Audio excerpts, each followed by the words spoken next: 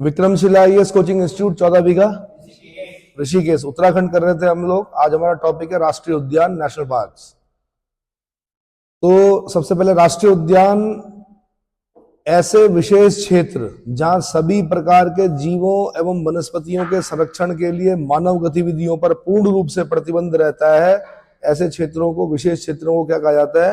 राष्ट्रीय उद्यान कहा जाता है, यानी नेशनल पार्क कहा जाता है। यानी ऐसे विशेष क्षेत्र जहां सभी प्रकार के जीवों एवं वनस्पतियों के संरक्षण के लिए मानव गतिविधियों पर पूर्ण रूप से प्रतिबंध रहता है, उन्हें क्या कहा जाता है? राष्ट्रीय उद्यान कहा जाता है। क्या कहते हैं? राष्ट्रीय उद्यानों में जैव विविधता यानी बायोडायवर्सिटी का संरक्षण उनके मूल आवासों में इन सीटू संरक्षण विधि से किया जाता है। आप पढ़ेंगे अभी आगे, जब पर्यावरण पढ़ रहे होंगे हम, इन सीटू एक्स सीटू, है ना। तो यानी उनके मूल आवासों में, ये कीवर्ड है इसका, इन सीटू का, उनके मूल आवासों में। देखो, जैसे माना कोई विशेष प्रकार की वनस्पति, कोई विशेष प्रकार का जो क्या फूल, पौधे, जीव एक विशेष स्थान पर मिलता है, उसका संरक्षण वहीं पर करना। जैसे माना फूलों की घाटी के फूल है, फूलों की घाटी है, उनके फूल वहीं पर होते हैं, आप यहां पर नहीं लगा सकते गमले में, उनका संरक्षण वहीं पर करना, उसको बोलेंगे इन सिटू। लेकिन माना कोई जानवर है, क्या है? जानवर है, माना गुरिल्ला है। अब वो भारत में नहीं होता है गुरिल्ला, लेकिन उसको हम पिंजरे में बंद करके उसके लिए एक आर्टिफिशियल क्या वो तैयार कर लिए, तो और उसको दूसरी जगह पे हमने संरक्षण दिया, तो उसको बोलेंगे एक्सेटू। क्या बोलेंगे? एक्सेटू। तो मैंने राष्ट्रीय उद्यानों में जैव विविधता का संरक्षण यानी बायोडायवर्सिटी का संरक्षण उनके मूल आवासों में इन सीटू संरक्षण विधि से किया जाता है। बायोडायवर्सिटी के पिता कौन है? बायोडायवर्सिटी के पिता कौन है? E.O. Wilson, who is the father of biodiversity. अच्छा, जैव विविधता होती क्या है? 1000 स्क्वायर किलोमीटर में या 1 किलोमीटर स्क्वायर में 1000 किस्म के जीव जंतु और 1000 किस्म के अगर वनस्पतियां प्राप्त हो रही हैं, मतलब मैं हजारों किस्म की बोल रहा हूं, तो समझ लीजिए वहां बायोडायवर्सिटी है। जैसे आप अपने गांव गए, ठीक है, 1 किलोमीटर स्क्वायर का एरिया कवर कर लो आप, उसमें आपने देखा कौन कौन से पेड़ है। तो हो सकता है कि चीड़ हो, चीड़ के साथ कुछ और पेड़ हो, या हो सकता है बांज हो, बुरांस हो, लेकिन कितने प्रकार के हैं वो? क्या प्रकारों में हजारों प्रकार के हैं या कुछ ही प्रकार के हैं? तो कुछ ही प्रकार के दिखते हैं आपको। लेकिन अगर आप 0 डिग्री इक्वेटर पर जाएंगे तो आपको हजारों किस्म की क्या मिलेंगी? वहां पर वेजिटेशन मिलेगा, हजारों किस्म के क्या मिलेंगे? जीव जंतु मिलेंगे 1 ही किलोमीटर स्क्वायर में। तो उसको बोलते हैं बायोडायवर्सिटी, जैव विविधता। इतना समझ में आ गया? ये दोनों के लिए होता है अप्लाई है, वनस्पतियों के लिए, वेजिटेशन के लिए भी और जीव जंतुओं के लिए भी। जैसे अगर साउथ अमेरिका में जाएंगे आप, तो वहां पर एक क्षेत्र विशेष ऐसा है जहां तितलियां पाई जाती हैं, और अनेक प्रकार की तितलियां, यानी तितलियां हैं लेकिन हजारों किस्म की, और एक विशेष क्षेत्र में पाई जाती है, तो हम बोलते हैं बायोडायवर्सिटी। या अगर हम वहां जाते हैं, क्या नाम है आपको, गैलापागोस आइलैंड में जाते हैं, तो वहां पर भी क्या मिलेगा आपको? साउथ अमेरिका में इक्वाडोर के सामने अगर आप गैलापागोस आइलैंड में जाएंगे तो वहां कुछ पक्षी मिलेंगे, किसी की चोंच लंबी, किसी की टेढ़ी, किसी की अलग। डार्विन भी गया था वहां पर, फ्रेंच। तो आपको ये पता चलेगा कि बायोडायवर्सिटी है, फूलों की घाटी में बायोडायवर्सिटी है। नहीं है समझ में? उत्तराखंड में 6 राष्ट्रीय पार्क, कुल क्षेत्रफल अगर मैं बोलूं तो 5006.76 वर्ग किलोमीटर, राज्य के कुल क्षेत्रफल का 9.36%। यानी राज्य का जितना क्षेत्रफल है उसके 9.36% पर क्या है? नेशनल पार्क है। जब उत्तर प्रदेश से उत्तराखंड अलग हुआ तो सबसे बड़ा जो नुकसान हुआ उत्तर प्रदेश को वो ये हुआ कि सारे नेशनल पार्क कहाँ गए? एक दुधवा रह गया बस उनके पास। अब और बना दिए होंगे तो अलग बात है। दुधवा नेशनल पार्क उत्तर प्रदेश में रह गया, बाकी सारे नेशनल पार्क कहाँ गए? उत्तराखंड में आ गए। तो हमारी जो कुल क्षेत्रफल है उत्तराखंड का वो कितना है? 53,483 किलोमीटर स्क्वायर है। उसके 9.36% भाग पर क्या है? नेशनल पार्क है। और कितने हैं? 6। इनके नाम पढ़ने हैं। क्वेश्चन कैसे बनता है? आप सबसे पहले स्थापना के हिसाब से याद कर लीजिए। राजा कॉर्बेट राष्ट्रीय उद्यान, जिम कॉर्बेट के नाम पर यह राष्ट्रीय उद्यान है। और ये एक बड़ी विडंबना है कि एक शिकारी के नाम पर राष्ट्रीय उद्यान का नाम रखा गया है। मैं कई बार इसका विरोध भी करता हूँ। ठीक है, उन्होंने बाघ से बचाया, रुद्रप्रयाग का आदमखोर बाघ मारा, मैनेटर ऑफ कुमाऊं लिखी, लेकिन मारने वाले से बचाने वाले का अधिकार ज्यादा होना चाहिए, महात्मा बुद्ध ने भी कहा है। तो किसी ऐसे पर्यावरण प्रेमी के नाम पर या जिसने जीव जंतुओं की बहुत सेवा की उसके नाम पर राष्ट्रीय उद्यान होना चाहिए। ठीक है, तो जिम कॉर्बेट राष्ट्रीय उद्यान 1936 कब बना ये? उस समय इसका नाम जिम कॉर्बेट नहीं था, उस समय इसका नाम हेली था, फिर बाद में रामगंगा नेशनल पार्क पड़ा, फिर एक शिकारी के नाम पर हमने क्या कर दिया, जिम कॉर्बेट नेशनल पार्क कर दिया। 520.82 वर्ग किलोमीटर क्षेत्रफल पर है, पौड़ी और नैनीताल में पड़ता है, 2 डिस्ट्रिक्ट कवर करता है, पौड़ी और नैनीताल। ज्यादा एरिया पौड़ी में है, कम एरिया नैनीताल में है। इसमें लेकिन नीति निर्माता अगर आपके अच्छे हों, क्षेत्र के हों, तो क्या करेंगे वो, उसका जो गेट रखेंगे वो कहां रखेंगे? अरे यार नैनीताल में रखेंगे। कहां रखेंगे भाई? अगर शीर्ष नेतृत्व जो बैठे हों, क्या हो, जब वो नीतियों का निर्माण करेंगे तो ब्यूरोक्रेट्स जब नीतियां बनाएंगे तो उनसे पूछा जाएगा भाई कि किस क्षेत्र के लोगों को रोजगार देना है, क्योंकि जिस तरफ गेट होगा उस क्षेत्र को क्या मिलेगा? रोजगार। नहीं आया समझ में? तो नीति निर्माताओं को क्या करना चाहिए था कि एक गेट पौड़ी से दे देते, एक गेट नैनीताल से दे देते, डिकाला 2 गेट दे देते, दोनों जगह रोजगार मिल जाता है, इधर से भी जाते लोग, उधर से भी जाते, है ना। गेट एक रखा गया, तो 520.82 वर्ग किलोमीटर पौड़ी और नैनीताल। समझ में आ गया? दूसरा गोविंद राष्ट्रीय उद्यान 1980। दूसरा कौन सा है? गोविंद राष्ट्रीय उद्यान, ये 1980 में बना, 472 किलोमीटर स्क्वायर उत्तरकाशी में। अब एक चीज ध्यान रखना, जब आप इसको पढ़ रहे हैं तो ऐसे मत सोचना कि ये नहीं पूछेगा कि जिम कॉर्बेट का क्षेत्रफल कितना है, पूछेगा। 4 ऑप्शन देगा और चारों आपको सही लगेंगे, चारों गलत लगेंगे, इसलिए रट लो इसको। 520.82 किलोमीटर स्क्वायर। ये भी पूछेगा वो गोविंद राष्ट्रीय उद्यान का क्षेत्रफल कितना है, 472 किलोमीटर स्क्वायर, 472। ये भी पूछेगा कहां पर है गोविंद, उत्तरकाशी में। समझ में आ गया? फिर नंदा देवी राष्ट्रीय उद्यान, ये कब बना? 1982 में बना। कब बना? 1982 में। ये 624 किलोमीटर स्क्वायर है चमोली में, 624 किलोमीटर स्क्वायर, और कहां है? चमोली में। थोड़ा रेडिकुलस वे में याद करो, 2 बीच में, 4 इधर है, 6 इधर है, 2 4 6, 2 4 6, यानी 624। 2 बीच में है, 4 दाहिनी तरफ है, 6 बाईं तरफ है, इसका नंदा देवी का, तो 624 किलोमीटर स्क्वायर चमोली में। अगला फूलों की घाटी राष्ट्रीय उद्यान, ये भी 1982 में बना, 87.50 kilometre square Chamoli, 87.50 kilometre square Chamoli. फिर उसके बाद राजाजी राष्ट्रीय उद्यान 1983 में बना, क्षेत्रफल कितना है? 820.42 किलोमीटर स्क्वायर। कहां पड़ता है? 3 डिस्ट्रिक्ट में पड़ता है, देहरादून, पौड़ी, हरिद्वार। देहरादून, पौड़ी, हरिद्वार। फिर पूछेगा अगला जो छठा है वो गंगोत्री राष्ट्रीय उद्यान, ये कब बना? 1989 में बना। कितना है क्षेत्रफल इसका? 2390 किलोमीटर स्क्वायर। कहां पड़ता है? उत्तरकाशी। अब देखो, जब हमने बॉक्स याद कर लिया तो सबसे पहले ना याद करके, ये नहीं कि फायर एंड फॉरगेट, कोई मिसाइल नहीं हो आप, उसके बाद स्वयं से प्रश्न करो, सम्राट अशोक की तरह कि कियम चू धम्मे, धम्म क्या है, और फिर खुद उत्तर दो कि अपा सिन्वे बहु कयाने दया दाने, सचे साचे माधवे साधवे। अब आप बोल रहे होंगे कि इतिहास का वर्णन यहाँ पे क्यों कर रहा है? तो मैं ये कह रहा हूं कि जब आपने याद कर लिया तो टेस्टिंग भी होनी चाहिए। अब आप लोग नहीं देखेंगे किताब में, अब मैं आपसे प्रश्न पूछूंगा। सबसे पहले कौन सा राष्ट्रीय उद्यान बना भाई? जिम कॉर्बेट राष्ट्रीय उद्यान बना। कब बना? 1936 में बना। कब बना? और उस समय मैंने इसका नाम क्या बताया? Heli national park. बाद में क्योंकि रामगंगा इसके बीच में से जाती है, मतलब बीच मतलब रामगंगा भी जाती है, इसलिए रामगंगा नेशनल पार्क। बाद में इसका नाम क्या पड़ा? Jim Corbett national park. इसका क्षेत्रफल कितना है? 520.82 वर्ग किलोमीटर। आपने अब किताब में नहीं देखना है, बस आपका समय गया, इतना ही समय मिलता पढ़ने के लिए, आपने उसी समय में याद करना चाहिए था। ठीक है, 520.82 वर्ग किलोमीटर। कहां पड़ता है ये? किन 2 जिलों में पड़ता है?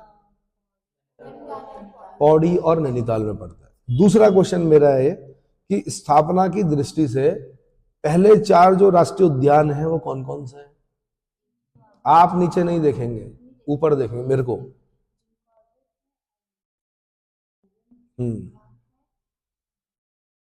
तो CGNF याद कीजिए।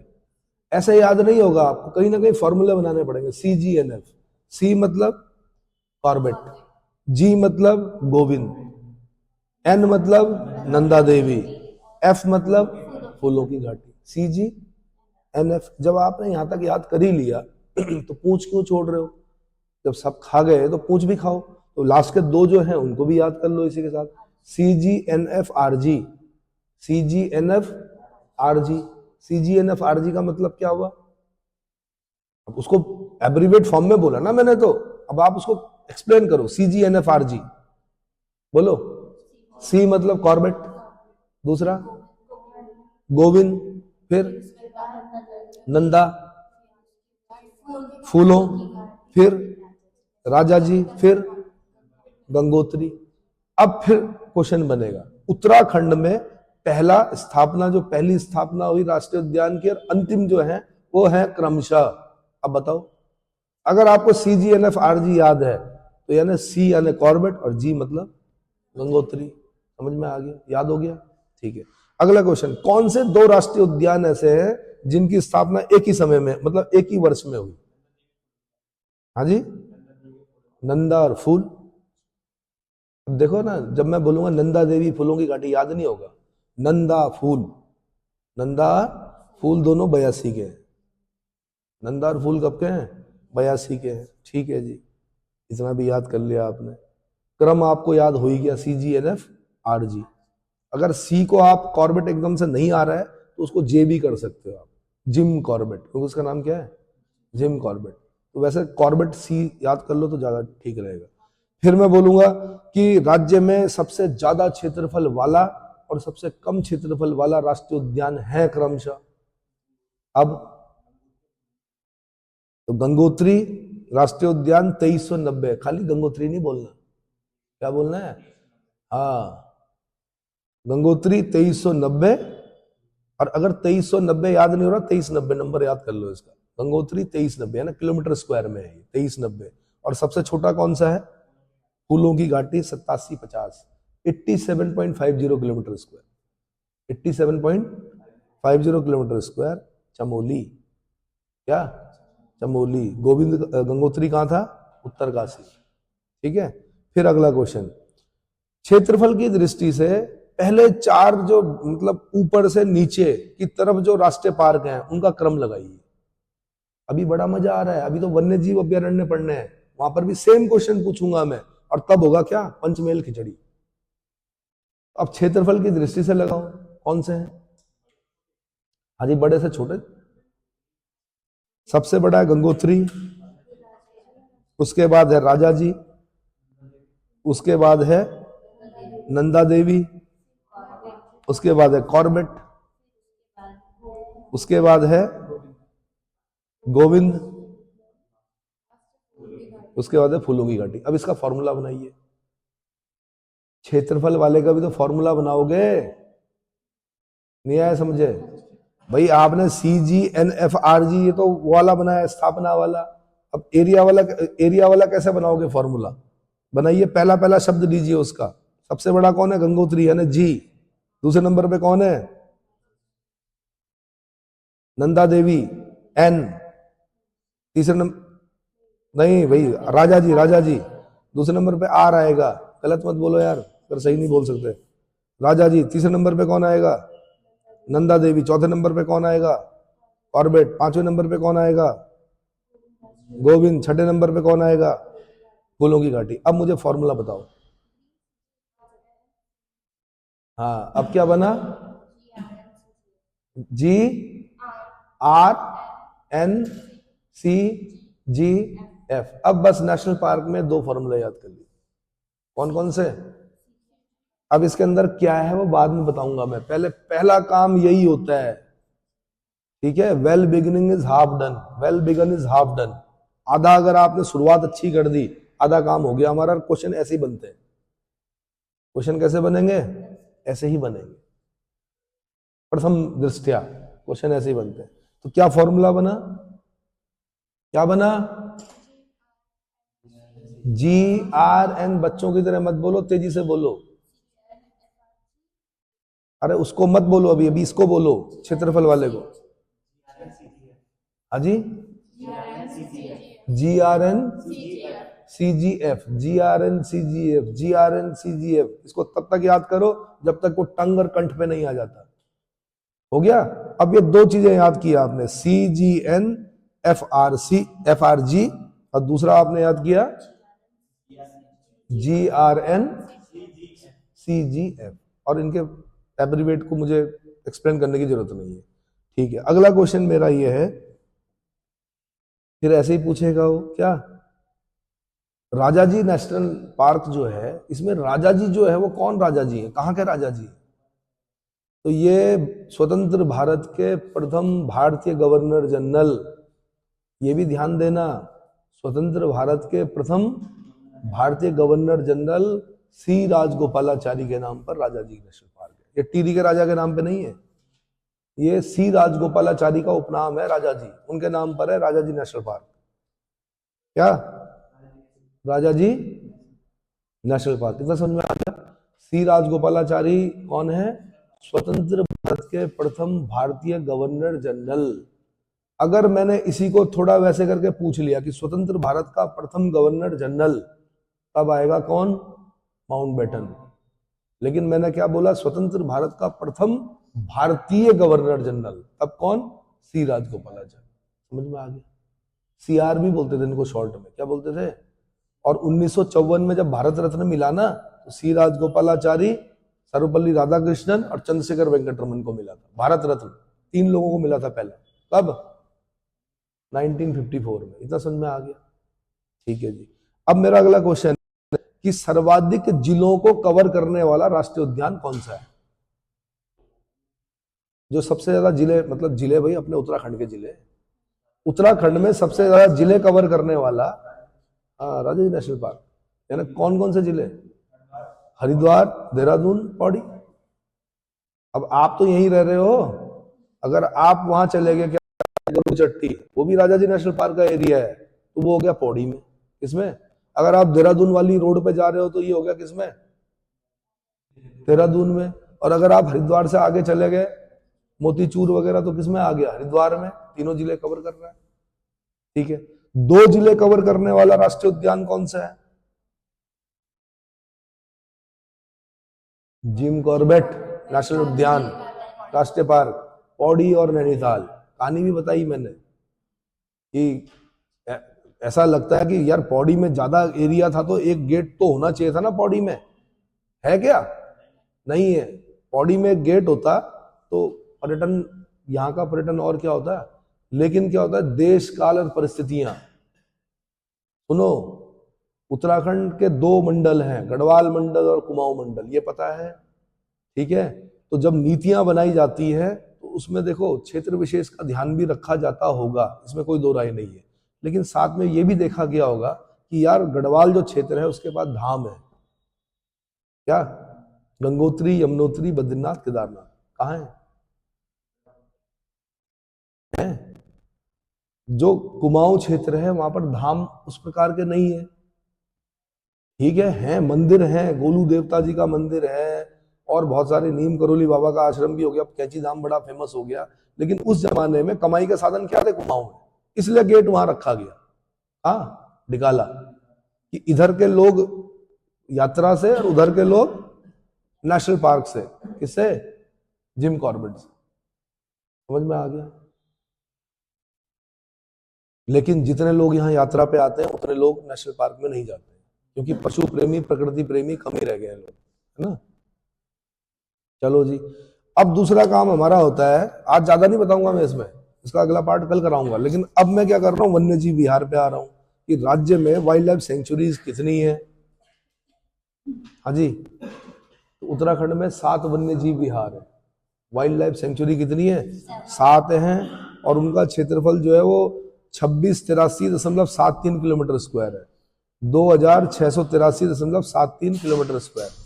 जब 2683 याद ना हो, जब आपको 2683 याद ना हो, तो नंबर में याद क्या करो, डिजिट। कैसे? 2683 73, 2683 73, और मन में ही बीच में डेसिमल भी लगा देना 73 से पहले। वैसे 73 डेसिमल के बाद 73 नहीं बोला जाता है, 7 और 3 को अलग अलग बोला जाता है डेसिमल के बाद। पर याद करने का तरीका 26, 83, 73 याद रहेगा। 26 बहुत आसान आंसर है, 26 जनवरी। 83 वर्ल्ड कप और 73 10 कम। ठीक है। वन्यजीव विहार में जैव विविधता का संरक्षण इन सीटू संरक्षण विधि से होता है और राष्ट्रीय पार्क की अपेक्षा मानव गतिविधि में कुछ छूट होती है। यही खास वो है इसका, मानव गतिविधियों में कुछ छूट होती है। जैसे घास काट सकते हैं, लकड़ी चुग सकते हैं। नेशनल पार्क से आप लकड़ी भी नहीं चुग सकते, नहीं घास काट सकते हो। आपने देखा होगा उत्तराखंड में कई बार विवाद हो जाते हैं, हमारी जो घसियारी होती हैं उनको वन विभाग वाले पकड़ लेते हैं, बोलते हैं घास यहीं छोड़ो, क्यों लाए काट के। फिर बड़ा बवाल होता है राजनीतिक स्तर पर, भाई जल, फिर नारे भी लगते हैं, जल हमारा, जंगल हमारा, जमीन हमारी, है ना। तो ये आज से नहीं है, ये अंग्रेजों के समय से है। क्या अंग्रेजों के समय से है कि भाई जंगलों को अगर संरक्षित करना है तो मानवीय गतिविधियों पर प्रतिबंध लगाना पड़ेगा। इसलिए यहाँ के निवासियों, मूल निवासी और फॉरेस्ट के बीच में समन्वय भी रहा है और साथ में लड़ाइयां भी हुई हैं इन चीजों को लेकर। ठीक है, उनका कहना भी ठीक है, हमारे पशु क्या खाएंगे भाई, और फॉरेस्ट का काम भी सही है। उनका कहना कि भाई अगर ऐसे घास काटते रहे तो एक दिन तो जंगल क्या हो जाएगा। वाइल्ड लाइफ सेंचुरी में घास काटने, लकड़ी चुगने की अनुमति होती है। समझ में आ गया, यही अंतर है, एक कॉमन अंतर जो है। अब अगर पूछेंगे कि भाई राज्य में कुल कितने वन्यजीव विहार हैं, पहला क्वेश्चन तो यही होता था, 7 है। कितने बोलेगा कि पहला वन्यजीव विहार कौन सा है स्थापना की दृष्टि से, तो गोविंद वन्यजीव विहार। कौन सा, अब ध्यान रखना, गोविंद आपका राष्ट्रीय पार्क भी है और गोविंद वन्यजीव विहार भी है। गोविंद जब राष्ट्रीय उद्यान की बात करते हैं तो 1980 में बना, लेकिन वन्यजीव विहार की जब हम बात करते हैं 1955 में बना। कब बना, 1955 में। कहां पर है, उत्तरकाशी में है। कहां पर है, उत्तरकाशी में। क्षेत्रफल कितना है, 485.9 वर्ग किलोमीटर। कितना, 485.9 वर्ग किलोमीटर। ठीक है। स्नो लेपर्ड हो गया, दाढ़ी वाले गिद्ध हो गए, यहाँ पाए जाते हैं।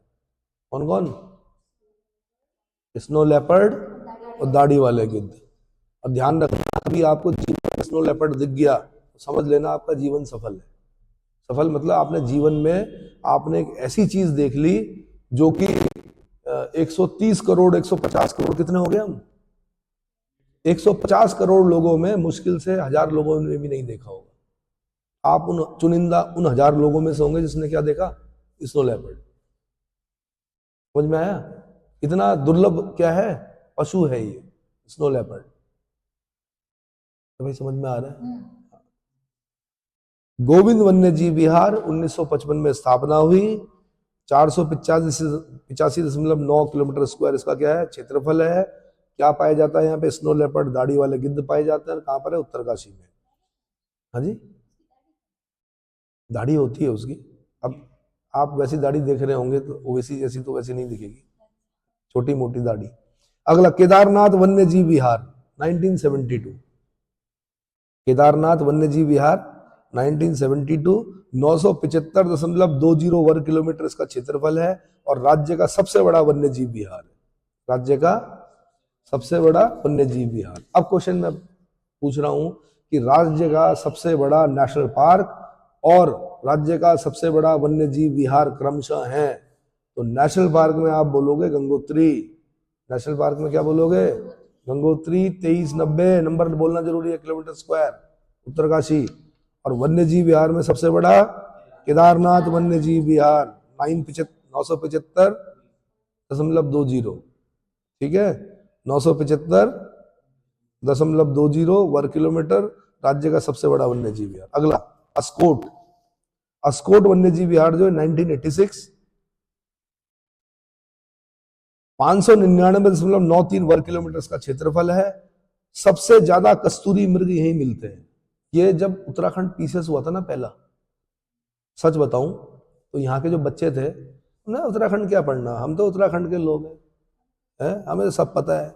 अब क्या हुआ, अस्कोट यार कुमाऊं के लोगों को पता था, उत्तराखंड के यहाँ गढ़वाल वाले बच्चों को नहीं पता था, और ना ही ये पता था कि सबसे ज्यादा कस्तूरा मृग कहाँ होते हैं।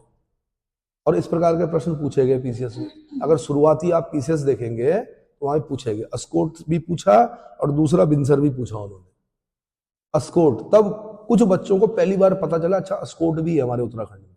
ये पता चला कि अस्कोट कहाँ है, पिथौरागढ़ में। और सबसे ज्यादा कस्तूरा कहाँ होते हैं, मास्कस क्रासोगास्टर बोलते हैं उसको, है ना। कस्तूरी मृग वाला विहार कौन सा है, अस्कोट। क्लियर हो गया। उसके बाद सोना नदी वन्य जीव विहार 1987 में बना, 301 वर्ग किलोमीटर क्षेत्रफल पर फैला हुआ है, पौड़ी गढ़वाल में। सोना नदी, कौन सा, सोना नदी वन्य जीव विहार। अब जो क्वेश्चन बनेगा वो यही बनेगा कि क्षेत्रफल की दृष्टि से पहले चार, सॉरी स्थापना की दृष्टि से पहले चार कौन हैं। तो जी बोलो, के A S, ji K A S और बी एम एन। बी मतलब बिनसर, एम मतलब मसूरी, एन मतलब नंदौर। साथ के साथ एक साथ फॉर्मूला बनाओ उसका। क्या बोला मैंने, G K A S B M N, ये फॉर्मूला बना दो। अब मैं बता रहा हूं पांचवा, बिनसर वन्य जीव विहार 1988, 47 वर्ग किलोमीटर का, अल्मोड़ा में। कितना, 47 किलोमीटर स्क्वायर। कहां पर है बिनसर, अल्मोड़ा में। अगला मसूरी वन्य जीव विहार वाइल्ड लाइफ सेंचुरी 1993 में 10.82 किलोमीटर स्क्वायर, मसूरी देहरादून में पड़ता है ये। पुराना नाम इसका माउंटेन क्वेल, पहाड़ी बटेर के लिए प्रसिद्ध है। सुना है तितर बटेर, सुना है, तितर सुने हैं, कई बार आप बोलते हुए आवे, बड़ा तितर बन रहा है। तेज, क्या तेज होता हो, है? देखा है तितर कभी, क्या होता है, भगवती नहीं बोल रहा मैं, तितर देखा है, तितर होते हैं आपके गांव में। चल, और बटेर, बटेर नहीं देखा। अब संबंध ढूंढो, तितर और बटेर में क्या संबंध होता है, जरा देखना, ढूंढो। तितर देखा कि बटेर नहीं देखा, और कैसे पता चला आपको तितर है। अच्छा, अब हाँ, तो आपके ज्ञान को और आगे बढ़ाने के लिए पूछ रहा हूं मैं कि बटेर और तितर में क्या संबंध होता है। 10.82 किलोमीटर स्क्वायर, पुराना नाम क्या, माउंटेन क्वेल, माउंटेन क्वेल, पहाड़ी बटेर। ठीक है, मसूरी देहरादून। हाँ, और ग्रामीण भारत में शुद्ध पर वैसे कहेंगे कि वैसे कह रहे तितर बटेर से बड़े होते हैं। अच्छा, ऐसा कह रहे हैं एक जगह में, हाँ, दोनों एक ही परिवार के हैं पर तितर बड़े होते हैं, बटेर छोटे होते हैं। फैमिली एक ही है। हाँ, अच्छा, प्रजातियां हैं तितर की, उसमें से एक बटेर है, और वो बटेरों की संख्या कम होती है, तितर की संख्या ज्यादा है। अच्छा, अगला नंदौर वन्य जीव विहार 2012 में बना है, नया वाला है। यहां से ऐसे क्वेश्चन पूछेगा, सबसे नया वाइल्ड लाइफ सेंचुरी कौन सा है, तो 2012 नंदौर। कौन सा, Nandaur, 269.95 kilometre square.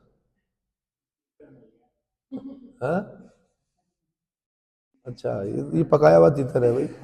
269.95 kilometre square, Nainital और चंपावत में पड़ता है। कहाँ पड़ता है, नैनीताल और चंपावत में पड़ता है नंदौर। कहाँ पड़ता है,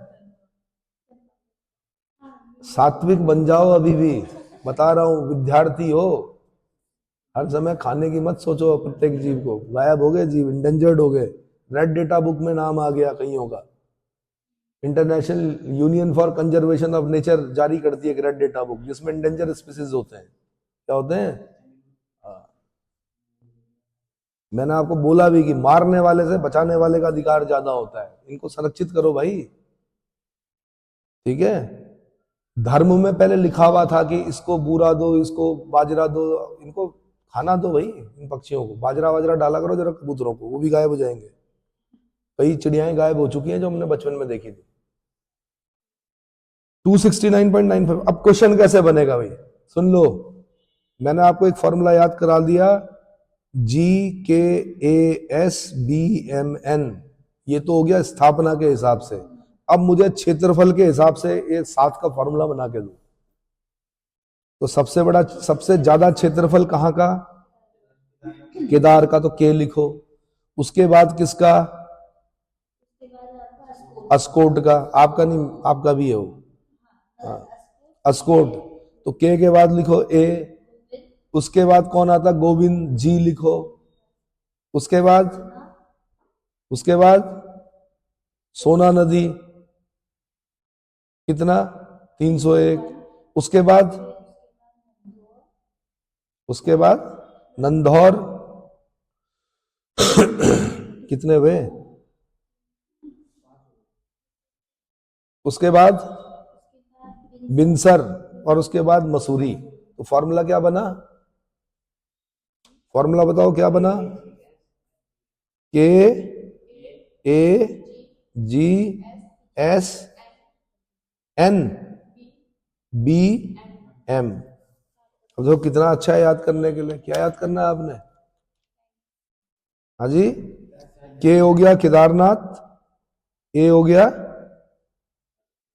अस्कोट, जी हो गया है, जी हो गया गोविंद, एस हो गया सोना नदी, एन हो गया नंदौर, बी हो गया बिनसर, एम हो गया मसूरी। तो अब दो फॉर्मूले याद करने हैं आपने, कौन कौन से, एक जो मैंने पहले बताया स्थापना के हिसाब से, G K A S B M N, और दूसरा फॉर्मूला आपने क्षेत्रफल की दृष्टि से कौन सा, K A G S N B M, K A G S N B M, हो जाएगा याद।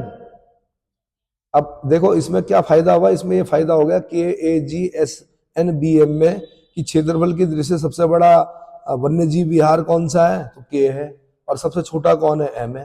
के मतलब केदारनाथ, एम मतलब सबसे छोटा कौन, एम यानी मसूरी। तो ये इसमें ये फायदा मिल जाता है। तो बच्चे क्या करते हैं, सीधे डिटेल पढ़ने लग जाते हैं। पहला काम आपने पहला दिन सिर्फ इसी काम को देना है, किसको, ये जो दो चीजें मैंने बताई, ठीक है।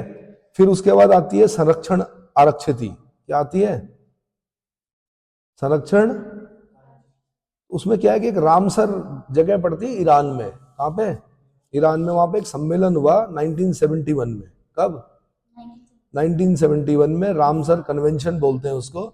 इसके तहत ये बोला गया अंतरराष्ट्रीय स्तर पर वेटलैंड, वेटलैंड मतलब होता है जहां पानी वानी दलदल वगैरह होगा ना, उसको वेटलैंड बोला जाता है। वेटलैंड को रामसर स्थल घोषित किया जाता है। भारत इसमें 1982 ईस्वी में शामिल हुआ। ये जो रामसर कन्वेंशन हुआ 1971 में हो गया, 11 साल बाद भारत शामिल हुआ इसमें, रामसर उसमें। और रामसर, ये यूपीएससी ने पूछा ये कहाँ पड़ता है, ये ईरान में पड़ता है। देखो ना, ईरान में भी एक शहर ऐसा जिसका नाम राम से शुरू होता है, रामसर, और सर मतलब तालाब होता है, क्या होता है, हाँ, ठीक है। क्योंकि मध्य प्रदेश में जाएंगे आपको, वहां पे आपको भोजसर मिलेगा, राजा भोज ने बनाया था एक तालाब, तो उसका नाम क्या है, भोजसर। और ईरान में है रामसर, रामसर सम्मेलन। तो आसन वेटलैंड संरक्षण आरक्षित उत्तराखंड का पहला और देश का 38वां रामसर 1920 में घोषित हुआ, जो देहरादून के यमुना और आसन नदी के संगम पर स्थित है। ये खास ध्यान रखना, आपने यहाँ सबसे ज्यादा बार क्वेश्चन पूछा गया। आसन बैरेज कहाँ कहाँ दिखेगा आपको ये, हाँ जी, अरे दिखेगा कहाँ, उत्तराखंड में रहते हो, कभी हिमाचल गए होंगे, देहरादून में कहाँ, अरे यार जब आप पौटा साहब जाते हो तो उससे पहले जो आपको क्षेत्र दिखता है जिसमें बोटिंग वोटिंग कर रहे होते हैं, आसन बैरेज है। वहां पर दो नदियां हैं, एक यमुना है, यमुना में कौन मिलती है, आसन नदी मिलती है। तो वहां पर ये एक, बल्कि आपने देखा होगा जो बैरेज है उसमें बहुत पतली सी रोड है, एक ही बार में जाती है गाड़ी, फिर उधर से आती है, देखा है। वहां पे काफी बड़ा एरिया में आपने वेटलैंड देखा होगा, वहां पे विदेशी पक्षी आते हैं और बोटिंग करते हैं लोग वहां पर। कई बार इतनी गाद जमा हो जाती है, फिर उसकी सफाई करानी पड़ती है वहां पर। पौंटा साहब गए हो, तो उजाले में जाना अब, ठीक है। तो इस बार ध्यान देना, आसन वेटलैंड संरक्षित, जो संरक्षण आरक्षित उत्तराखंड का पहला क्या है, संरक्षण आरक्षित है, और देश में 38वें नंबर की संरक्षण आरक्षित है। 2020 में इसको रामसर साइट घोषित किया गया। देहरादून डिस्ट्रिक्ट में पड़ता है, यमुना और आसन नदी के संगम पर, ठीक है। एपीजे कलाम आए थे 14 अगस्त 2005 को, आसन कंजर्वेशन रिजर्व का उद्घाटन करने के लिए। आसन कंजर्वेशन रिजर्व का उद्घाटन करने कौन आए? एपीजे कलाम आए थे 14 अगस्त 2005 को। अच्छा, अब अगर मैं संरक्षण आरक्षित की बात करूं तो 4 हैं। पहला हो गया आसन वेटलैंड आरक्षित 2005, फिर झिलमिल झील आरक्षित ये भी 2005, फिर पवालगढ़ संरक्षण आरक्षित 2012, और Naina Devi Himalayan bird conservation reserve ये 2015। समझ में आ गया? तो अगर स्थापना की दृष्टि से आपने याद करना है, ए जे झिलमिल को कहां से शुरू करेंगे? जे से ही करेंगे, JHILMIL ना। तो AJPN ये हो गया किसके हिसाब से? किसके हिसाब से? स्थापना के हिसाब से। और अगर क्षेत्रफल के हिसाब से मैं देखूं तो सबसे बड़ा भाई नैना देवी दिख रहा है, 224.5 वर्ग किलोमीटर नैनीताल। 600 पक्षी प्रजातियों का निवास है Naina Devi Himalayan bird conservation reserve. सबसे बड़ा कौन है? नैना देवी। दूसरे नंबर पे कौन है? पवालगढ़ संरक्षण आरक्षित, ये 2012 में बना था। इसका क्षेत्रफल जो है 5824 5824.7 kilometre square.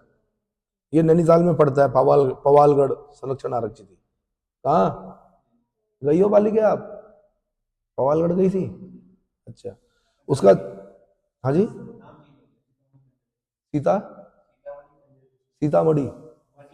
Sitavani conservation reserve, ठीक है। पवालगढ़ संरक्षण आरक्षित थी, सीतावनी संरक्षण आरक्षित 2012, 5824.7 वर्ग किलोमीटर, वर्ग हेक्टेयर भाई, किलोमीटर नहीं, वर्ग हेक्टेयर। कहाँ है? नैनीताल में। ये हेक्टेयर में पढ़ रहे हैं हमें, हेक्टेयर स्क्वायर में। उसके बाद झिलमिल तीसरे नंबर पे क्षेत्रफल की दृष्टि से कौन है? झिलमिल झील आरक्षित, ये कहाँ? हरिद्वार में। और चौथे नंबर पे कौन है? आसन 444.4 वर्ग हेक्टेयर, ये देहरादून में पड़ता है।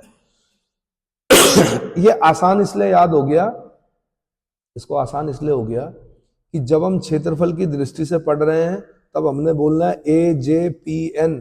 अगर P को S करना चाहो तो सीतावनी कर सकते हो आप, पवालगढ़ को क्या कर सकते हो? नहीं आया समझ में? ये होगी स्थापना। और क्षेत्रफल की दृष्टि से उल्टा कर दो, NPJA, NPJA। बस इन 3 चीजों पे काम करो। इसका डिटेल हम अगले लेक्चर में करें।